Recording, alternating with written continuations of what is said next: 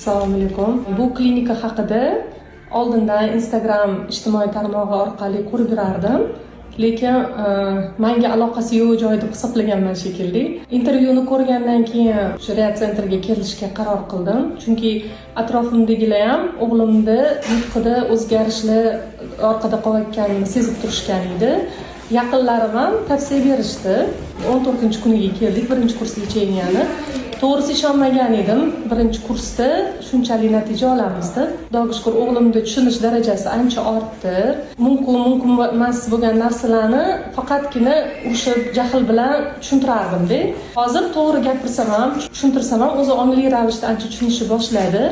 So'zlarni hali to'liq etolmasa ham ohangiga moslab tushunayotganini bildiryapti. Bundan juda ham xursandman. Yani barcha ota-onalarga tavsiya qilaman. Yoqitxon opani o'zlariga va qizlariga, barcha shu Center tashkilotchilariga, undagi barcha medpersonal, sanitarkalardan, medsestralardan, birinchi o'rinda vrachlardan tortib hammaga o'zimning minnatdorchiligimni bildiraman. Bu yerga birinchi kelganda onalarga yordam kerak ekan, onalarni podдержка qilish kerak ekan. Shu narsani men topdim. Alloh o'zi ishligini o'nglasin.